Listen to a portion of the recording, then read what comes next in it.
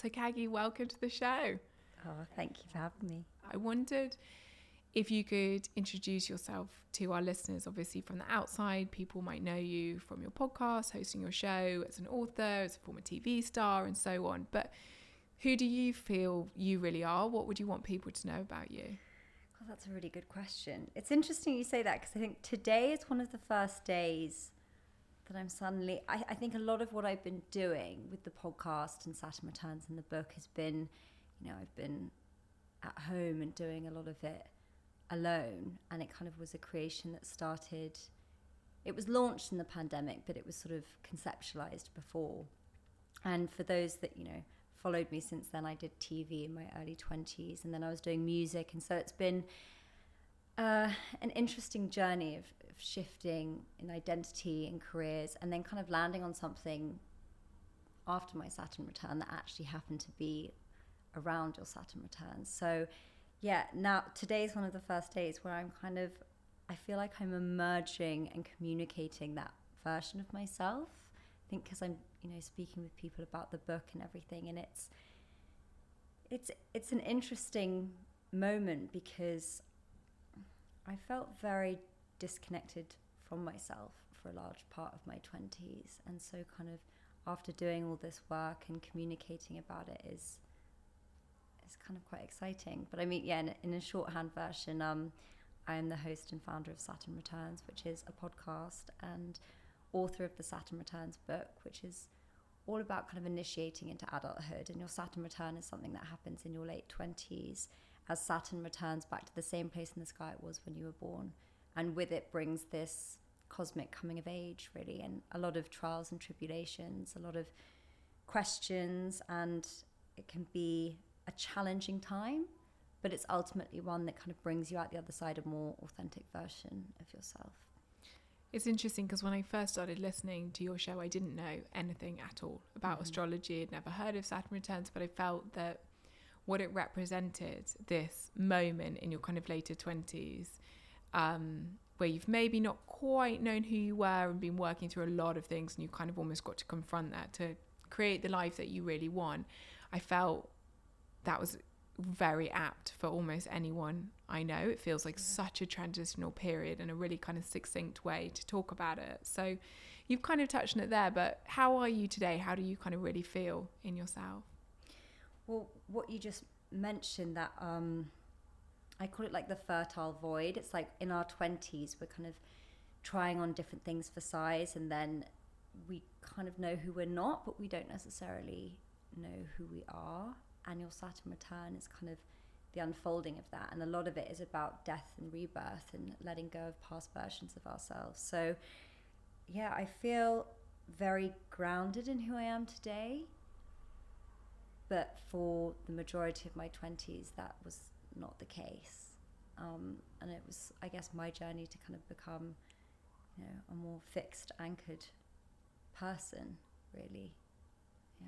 Which is ultimately, I think, what so many people want, and what I so want this show to be about, because we've spent so long, sort of 5 years or so, talking to different doctors and scientists about all the kind of ins and outs of the science of wellness and well-being, and why sleep is good for you, and what meditation does to your brain. And it's been absolutely fascinating. But I think what I feel so strongly now, and what I really want to kind of delve into, is the fact that people are so inspired by people, and we all have difficult periods in our life, whether it's with our physical health, our mental health, our emotional health, with grief and so on. Sometimes it's kind of cataclysmic, and sometimes it's just a series of small events that build up to a moment where we want to make a change. But I personally just don't think we're necessarily collectively honest and open enough about those challenges and the ups and downs. And again, it's your vulnerability and how open you've been, because I'm sure from the outside people think that you've always had it sussed. And I wondered if you could kind of take us back to, it sounds to me like you didn't necessarily have one kind of catalyst, as opposed to maybe a sort of series of events that led to a fundamental shift in your life. But I wondered if you could kind of take us back to the beginning of, as you said, that period where you're starting to realize this isn't who you are, but you can't quite figure out what that person is. Yeah, I mean, if we really want to take it back, Let's take it all the way back. Let's take it all the way back to where, I guess, not it all began, but I mean, we could go to school. We could start in the sort of TV days. Where do we want to go? Let's go all the way back to school. Let's go. Yeah. Okay, because that's quite that's very formative for anyone. But and if we want to relate it back to Saturn and Saturn Returns, you also have Saturn squares and oppositions. So you have these different visits from Saturn throughout your life. So if you reflect on your life when you're 7 and you're 14, you're 21, up until your Saturn return, you can see they're all quite big moments. Like 14 is we're going through adolescence and puberty, and we're changing more physically. And I always think that your Saturn return is more like internally, it's more emotionally, but it's just as disruptive. And when I was 14, I was very introspective. I used to love writing poetry. There was a sort of melancholy about me. But intuitively, I kept that quite hidden because I didn't really see other kids or teenagers kind of operating that way. And the way that I internalized and viewed the world, I was like, there are certain people that seem to have, that are happy, that are aspirational, that the boys like, that the girls want to be. And did you feel you weren't one of those people? I did not feel like I was one of those people at all. But I longed to be, and the aspects of myself that didn't fit into that, I kind of wanted to cut away.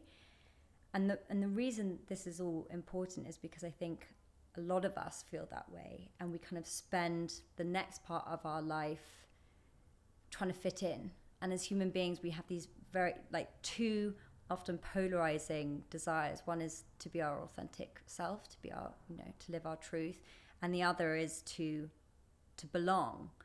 And we will sacrifice our authenticity in order to belong.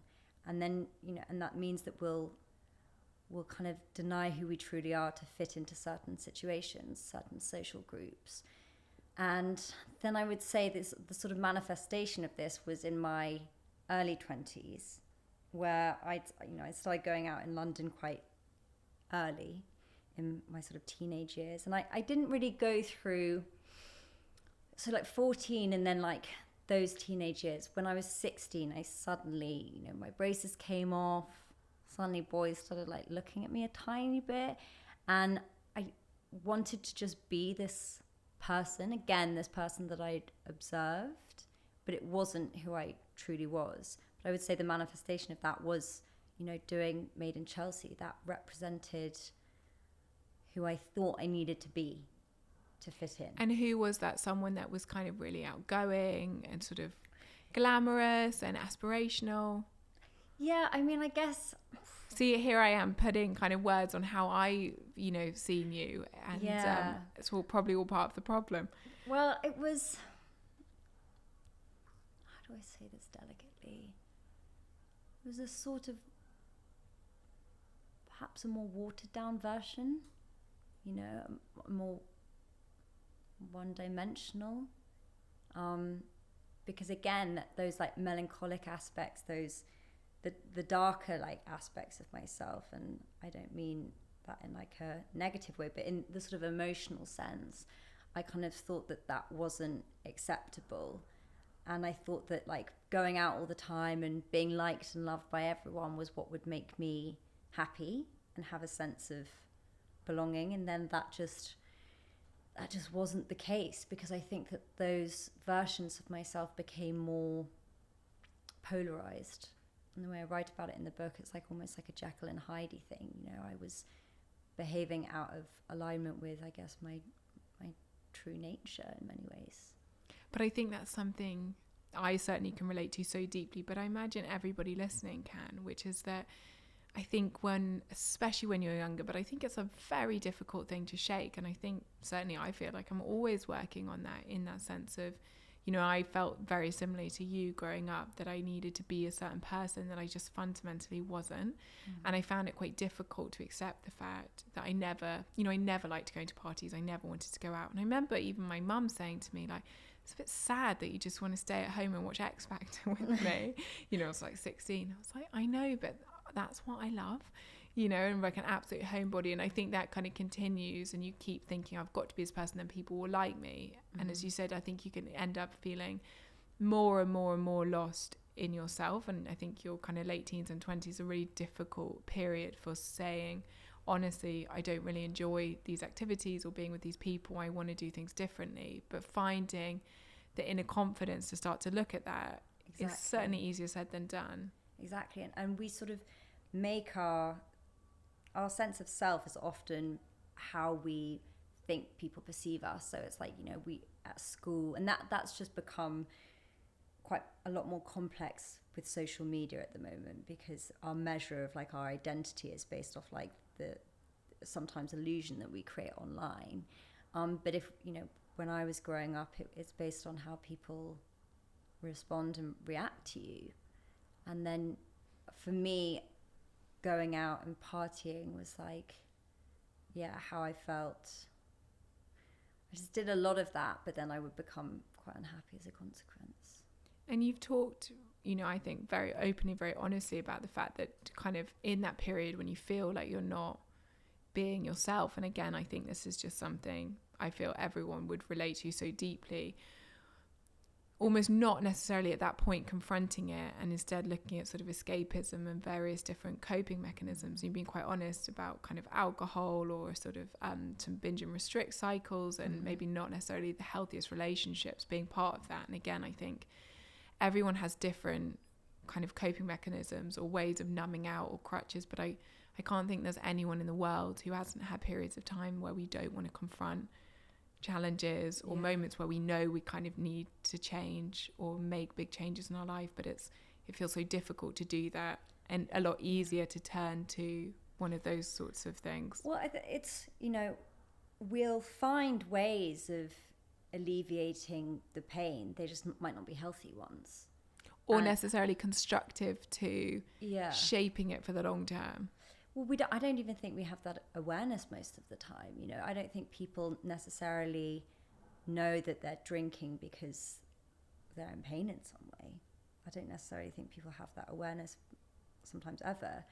But it's that kind of, we just create these strategies or tools to get us by. And then hopefully through life and through introspection and self-awareness, you can actually say, okay. And it was really important I think it's important for everyone to acknowledge that all their perhaps toxic coping mechanisms don't make them bad people.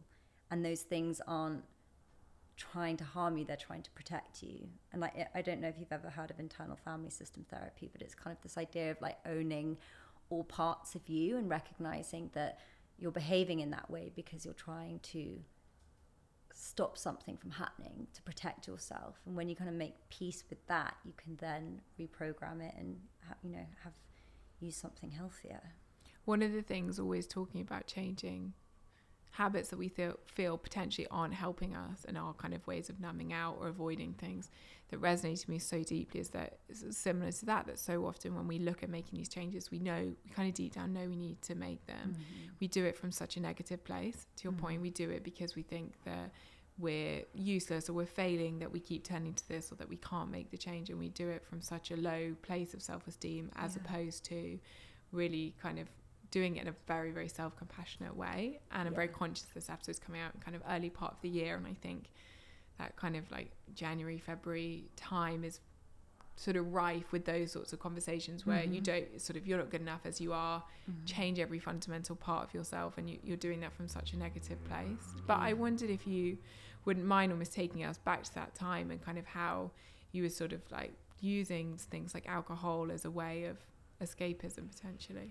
Yeah, I mean, well, the thing you just mentioned, the self-compassion piece is huge. And I think that was missing, and is missing from a lot of people, because when it's sort of contained in the prison of our own minds, it just ruminates, and that internal critic can get really, really loud.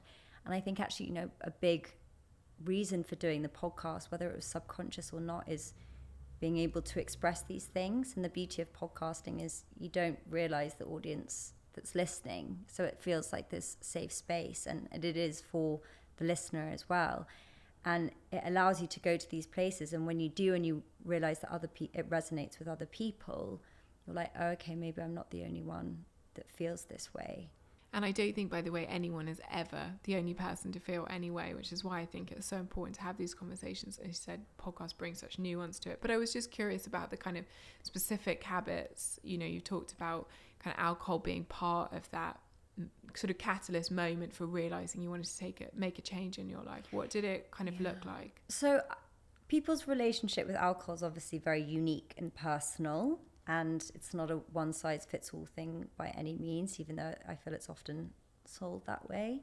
But for me, I sort of at some point started using it as a means not only for escapism, but for sort of shape-shifting. So that sort of notion of be whoever you need to be to fit in. Alcohol was the way that I could be a chameleon in that sense. But also, did you feel like it gave you the confidence to do that?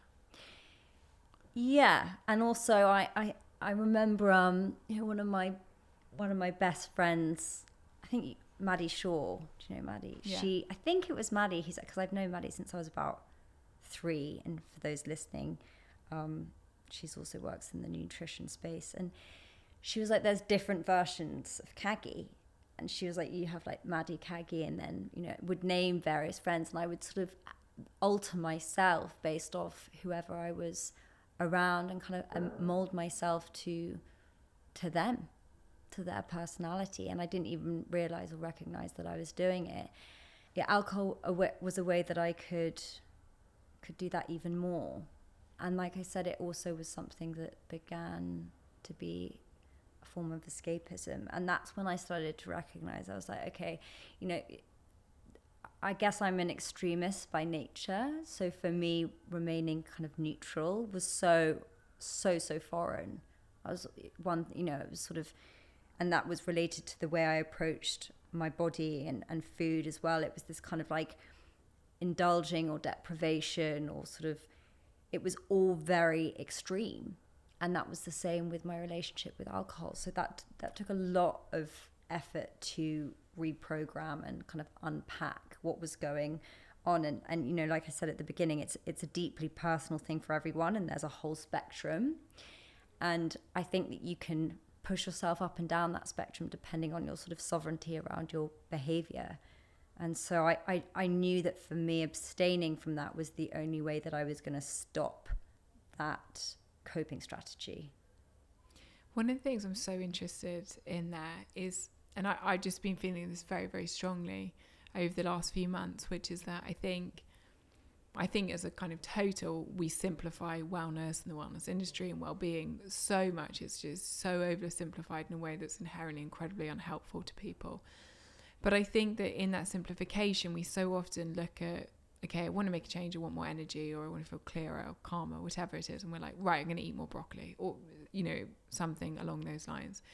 And I think I'm just starting to feel so strongly, and this is certainly my own experience as well, that ultimately, unless you change your self-esteem, and for so many people, myself very much included in the past, and it sounds like it was the case for you, low self-esteem is really driving so many of the like trickier habits that aren't making us happier. And actually approaching anything with a semblance of balance. Things are good for our well-being and we can incorporate them, but in a way that feels like genuinely balanced and healthy and has a sense of ease is nigh on impossible if you're doing everything from a kind of quite negative place of low self-esteem. And I don't know if that's how you felt, and that addressing kind of who you really were and starting to be really honest with yourself, started to make kind of taking care of yourself in a way that was enjoyable and natural, as opposed to kind of going to extremes, became a lot easier. Yeah, and I think you also can't bypass the sort of dark underworld that you have to go through, and to get to the core and the heart of things and get to the rawness of why you are behaving that way in the first place, or why that belief is there and where it stems from. It's not easy work. And that, like you said, the sort of wellness industry is awash with sort of painting things over with quite toxic positivity sometimes. And then people are like, why am I repeating this again and again? I had these great intentions, and why have they all gone out the window? Why have I gone back to that behavior? And then start berating themselves for that toxic cycle. And then it becomes this sort of huge shame thing, rather than actually addressing like the core belief that's under it. And for me, a big thing was also perfectionism. it was like if I aspired to be, and it kind of goes back to what I was saying at the beginning, these girls that I would look at and I would think they're perfect. That's what I need to be. I need to be perfect. And so what would happen is I would try and control my body. I would try and control everything. I would try and be liked and loved by all.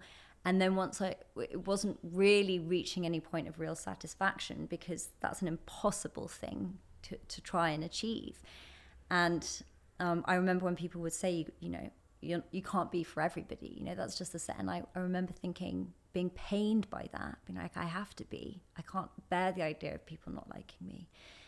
And so unpacking like the perfectionism, because what I was saying was what would happen was that once I felt, there was a part of me that knew it was unachievable.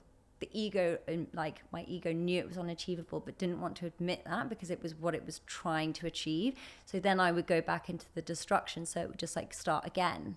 So I would like go and, eat lots, or go and like get out of my head and then feel terrible about myself. And then it would be like, well, you've got to go back to trying to be perfect again because you just ruined it all. Because it was like, it knew that wasn't possible, And so when I really looked at that, I was like, why do I think I need to be perfect? And under that was like, I felt like I needed to be perfect in order to be loved. And usually it's different for, how that manifests for people and whatever, perfectionism or whatever it might be. That I believe that at the core of that is usually one of a few things. And that's a belief that we aren't worthy of love and belonging, and that we aren't enough. It kind of boils down to like that simplicity. But when you actually admit that, it's a lot, because you realize how much that's kind of driven you through life. And perfectionism is often something that gets applauded. When people have interviews and they have to say like what the negative thing is, they're like, oh, I'm a complete perfectionist about everything. But actually it can be quite toxic. And honestly, I think it's really brave the way that you talk about it, and I think it would mean a lot to a lot of people, because I think that's a cycle so many people will have been in. And I'm curious, with that kind of perfectionist mindset that you had, did you kind of feel that you always had to delay your happiness? When I'm perfect, when 100%. I look like this, when I've got this relationship or people view me in this way, then I can be happy. It's almost like not allowing yourself to be happy and actually enjoy whatever moment you were in, because you weren't perfect. Yeah. And by the way, perfect doesn't even exist, does it? It's like such an impossibly elusive and intangible concept that you can't even quantify. 100%. And it makes me sad thinking about that, because there were so many things that I told myself I couldn't have, and it stalled me a lot in my 20s, because I kept pushing the can down the road, and I would sabotage situations, because there was this feeling of unworthiness. Even with good opportunities that came by, it would be like, no, I need to do this. And on a smaller scale, it would be like, you can't go to that party because you don't look good. Or the biggest scale of like sabotaging an opportunity in work because you don't feel worthy of deserving it. And that's kind of heartbreaking, I think. It is. It really is. And I think I feel quite strongly that I think a lot of people probably, and like I've definitely had periods like this as well, you're kind of missing your life, because there's so many amazing things, even the tiny little things that can happen every day, or potential opportunities, or just moments for joy. And we're so busy thinking about the difficult bits, or the things that aren't quite right, or aren't quite kind of quote unquote perfect, that we're not really necessarily appreciating what we have. And everything I feel like I've learned is that being able to find ways to live in the present and appreciate where you are is like the only route to happiness. But again, I appreciate it's so much easier said than done. But I wondered, this moment where you started to realize, okay, this is how I've been living. I've been kind of turning to unhealthy coping mechanisms. I've not been kind of totally honest with myself. I'm trying to be perfect and perfect doesn't exist. I need to accept myself. What was that kind of moment, that like aha moment? I'd say there were a few, and I always, when people say they're at a rock bottom, I always have this sort of quiet excitement, because I view them as synonymous with spiritual awakenings, and when people suddenly kind of have that aha moment. And for me, my time in LA was quite pivotal. But and how old were you then? I was 27. And what took you there? So I was kind of chasing a dream, like many other hopeless romantics that moved to LA. I too had big dreams, and I was working in the music industry. And again, to go into that perfectionism, I had this idea of like what I needed to achieve in my life. And looking back, it wasn't coming from the right place. And my time there, I kept subcontracting my authority over to other people I was working with, wanting them to tell me what to do and who to be and how to sort of navigate the world. And of course, when you have that mentality, people will come in and tell you what to do, but they're not necessarily the right people, and you then kind of go off path. And I remember just feeling this sense of time, and like the window was closing on in my life, like that moment of opportunity, and I was just sort of stood in front of it, motionless and frozen. And it was one moment there where I was desperately trying to control everything. And the more I did, the more out of control everything felt. And I was trying to put this project together. And I was driving to the studio in Burbank, which is a place in LA. And I had a panic attack. I had to pull over the car. I was on the phone to my mum and I couldn't breathe. It's making me struggle to breathe thinking about it. And I just felt like everything around me was closing. And that was a big catalyst for me coming home. And even within coming home, I think was an act of surrender, of just like, okay, I'm trying to force something and it's really not feeling good. And then when I was home, I did actually start putting out music, and it was going well, but something still felt like slightly off. I would say it's probably was like the intention behind it was still this like seeking validation and approval, and like, do people like me? Is this enough? Am I enough?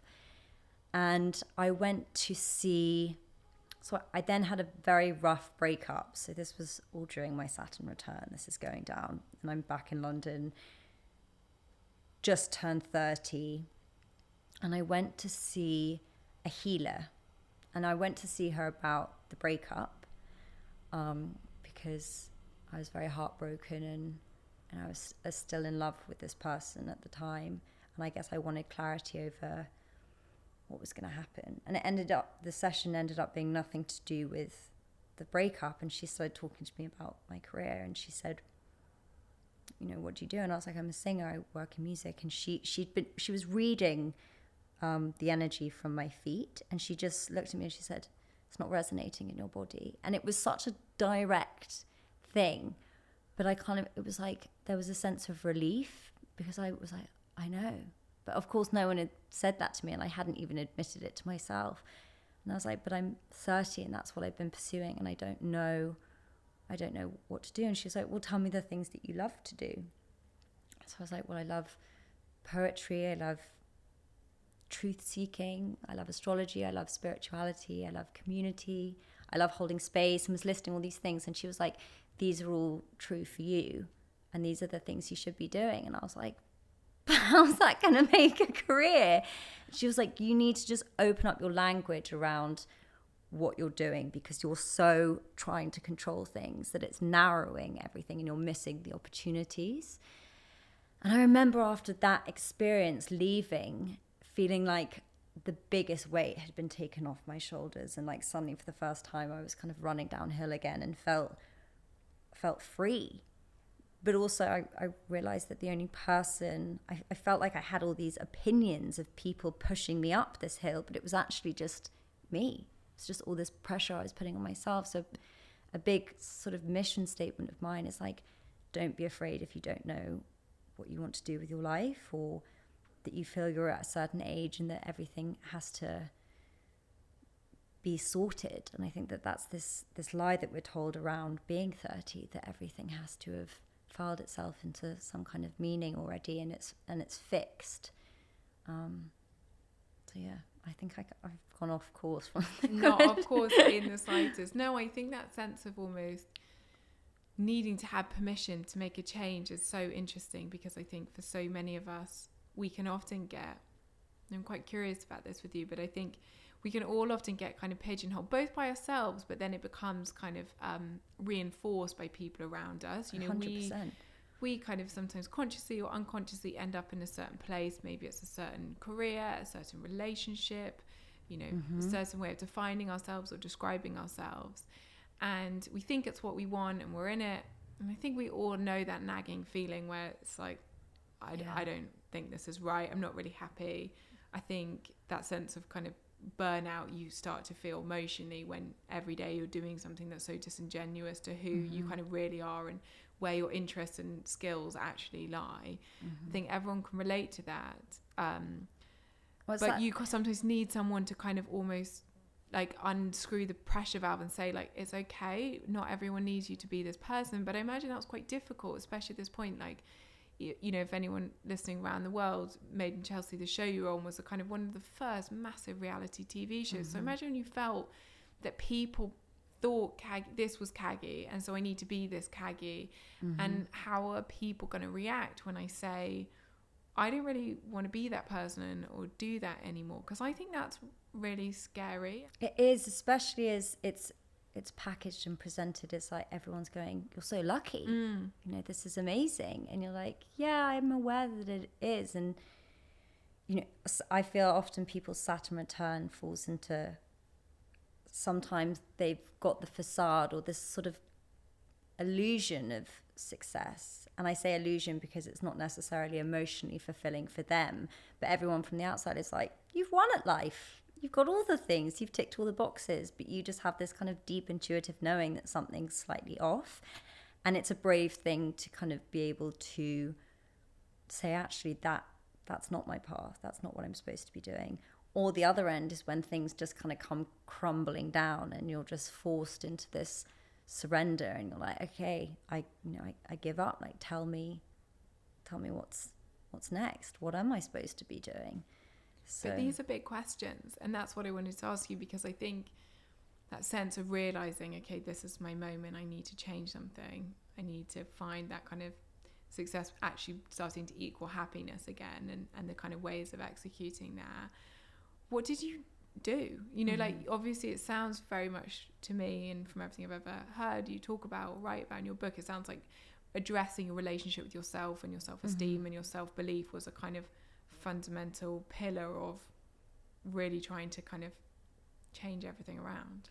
Well, you mentioned a moment ago about when we have that knowing, that internal niggling thing, and we all possess that, and it's sort of one of the challenges of being human, because we have language and linear thought, that those two can often run in conflict with each other. So I always like this sort of analogy of, you know, animals will sense danger and they'll just run, whereas we'll sort of sense danger and something is wrong and call up our girlfriends and like convince each other it's a good idea.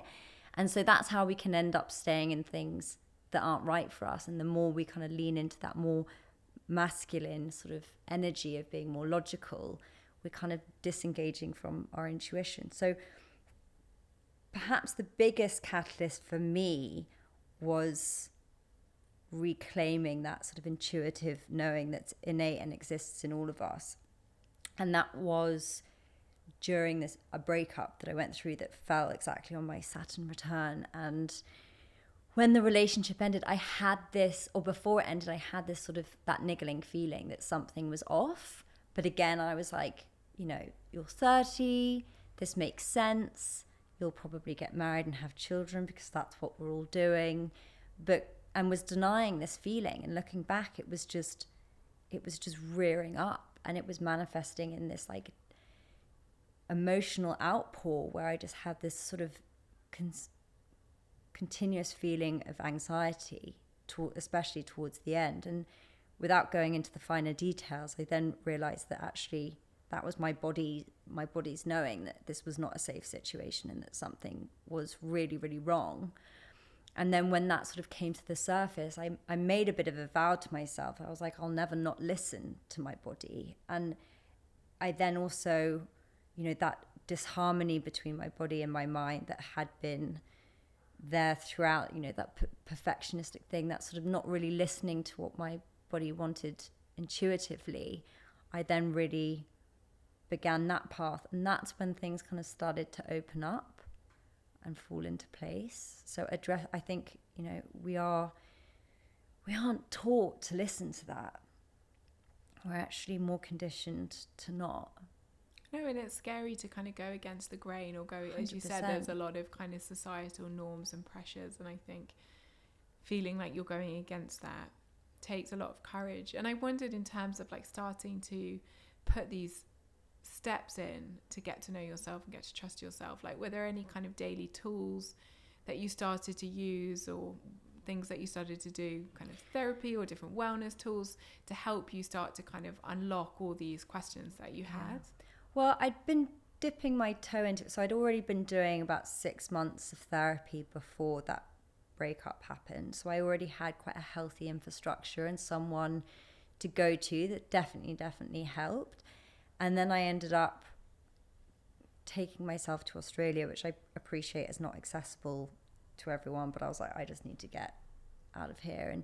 And I went on my own and I did yoga every day and just had the most soul nourishing time. And it was just really about healing. And then I really just lent into all these practices. So I don't do them daily now, but at the time I was going to a lot of breathwork classes. I was going to a lot of sound baths. I was going to, I was doing a lot of free movement, which for those that don't know, it's basically you just put on music and you dance. And again, that's something that really connects you back into your body. It also releases a lot of emotion that gets stored in the body. And I found a lot of comfort in esoteric things like tarot and working with the moon. And then, that made me feel a lot more anchored and grounded. And I kind of felt I found a community and a language to speak that resonated with me.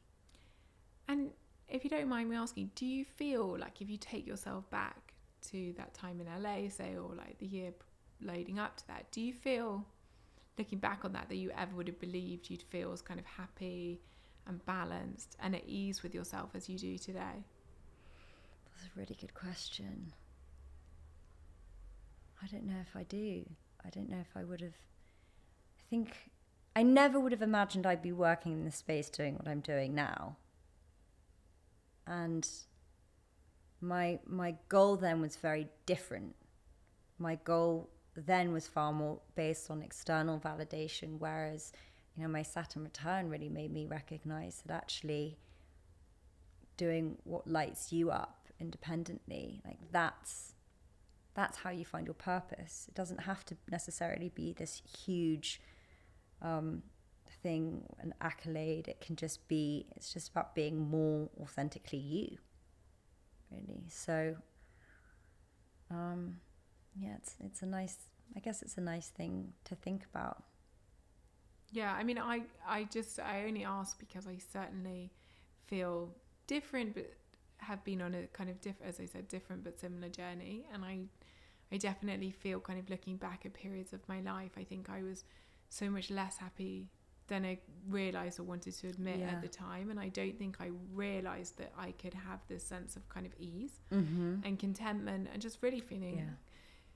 It's not happy in the like jumping up and down all day, it's a contentment, but it's just and it's just ease. It's like, it's okay, like difficult things can happen, it's okay, like trains can be late and it's okay, and I just, having lived very much, and you said, where like my tendency is to go to extremes, my tendency is to kind of catastrophize and think the worst, and I definitely had incredibly low self-esteem and a really difficult relationship with myself. And as I said, probably looking back on it more than I kind of was able to admit at the time. And it wasn't until I was in a better place and in what I felt was a kind of safe space to really start to understand it and unpack it. But I look at how I feel now, like how I wake up in the morning, even when I don't feel amazing, or like physically I don't feel great.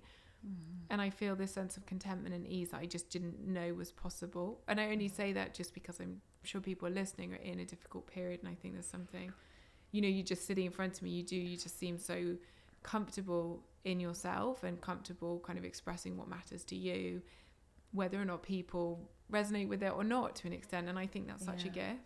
Yeah, because I think we feel that the way that we are, especially in our 20s, I was like, that this is fundamentally who I am and who I'll always be. And I feel that I've changed a lot. It's not to say that I'm not immune from the fears that I have always had, but they just they don't take center stage anymore.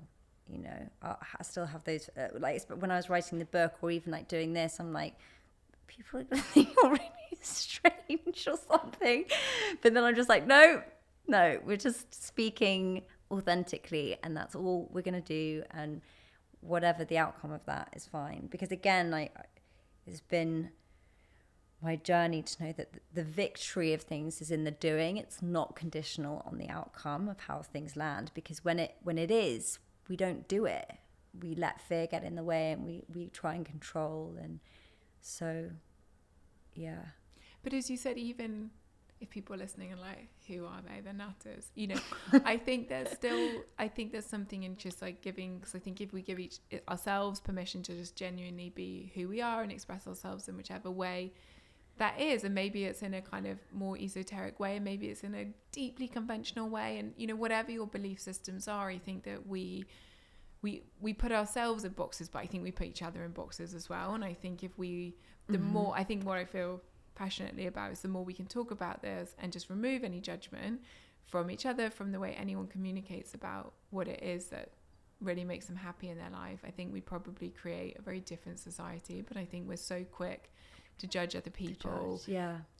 Astrology is not for me, so this isn't for me, as opposed to, oh, that's interesting, that really resonates. There could be something of value here. Exactly. And ultimately, like, I see all these things as different tools. Like, fundamentally, as human beings, like, we all want to be happy. Like, that's kind of what we're all on a universal quest for. And I think in being happier, we kind of feel healthier, and it supports every aspect of our well-being. And if we keep feeling like there's one path to do that, and we've all got to do it one way, we're never ever going to get there. And whatever tool it is that resonates with you, maybe it's astrology, maybe it's manifesting, maybe it's like HIIT training, or whatever it is, it doesn't matter. It doesn't really matter. It's tools to help you understand yourself and live in a way where you feel really kind of alive and genuinely happy. Yeah, but it takes a happy person to be able to, I kind of say at the beginning of the book, if it has meaning to someone, it matters, and its significance lies in the fact that helps give them a structure or an infrastructure to live their life, in a more grounded way.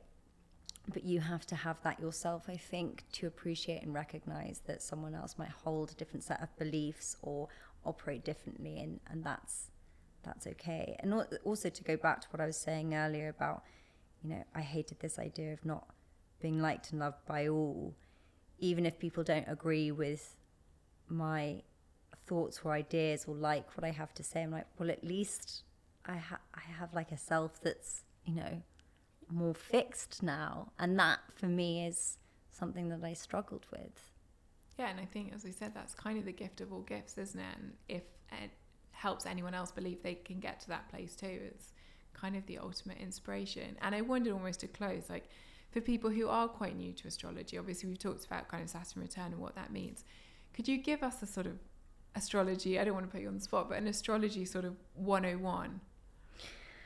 I mean, if you want an astrology 101, so Nora, who does the astrology for Saturn Returns, is kind of your girl for that. But I personally find it as a useful tool for self-awareness and personal development. And it's sort of like a blueprint of your life, your birth chart. It's like a snapshot of how it's not fixed, in the sense of if we see a psychic or something like that, it might be a bit more like, this is going to happen. Whereas astrology is not like that. It's more like, these are the trouble spots. This is where there's going to be turbulence. It's kind of like a navigation system. And then says, these are the things that, you'll do really well at. And that doesn't mean that they're quite broad. And so for me, a thing is about communicating, but in what capacity I choose to bring that to the world is for me to decide. It's sort of that dance between fate and free will, really. So, and the big three in astrology are your sun, moon, and rising. And your sun sign is like,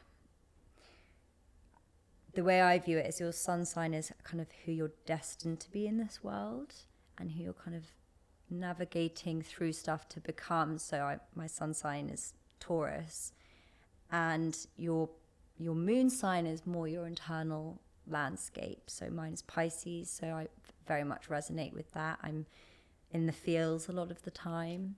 And then your rising sign, my rising sign is Libra, and that people either say that that's how you are viewed, so that's who people meet. So people might meet a more like sociable, outgoing person, whereas I often feel quite shy and introspective.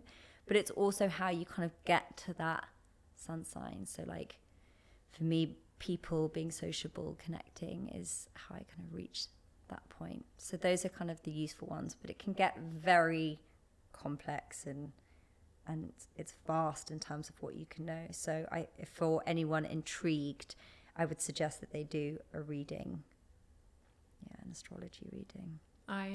What I like about it, as you said, is like to expect turbulence. It's just to expect the fact that like life won't always be straightforward, and that self-compassion in the fact that that's okay, and you're probably just doing your absolute best, I think is so key. And I wanted to round it out. What's next? What's your next chapter? Well, that kind of ties into what I just mentioned about the sort of sun, moon, rising, and also that, when you have that indication that not that something's off, but that you need to adjust or things don't feel in flow. And I feel I'm still doing a lot of service to Saturn, and that's been perhaps because the Saturnian lessons for me felt so foreign, because I was so unanchored and undisciplined, that actually I've benefited a lot from them, and also found it important to share those lessons. But now that I'm kind of coming out the other side of that, I feel that I'm going to move into a more sort of Venusian, Taurian energy, which is going to be more about self-expression, creativity. I have a couple of other projects that I want to bring to life, and I feel that the area personally that I'm going into, and also I feel that will be professionally too, is sort of love and relationships. Yeah. Amazing. You can see the confidence that you have in it, and it's really inspiring. So just a huge thank you for being so vulnerable and so open, because I think it will have meant a lot to a huge number of people listening. Thank you so much for having me.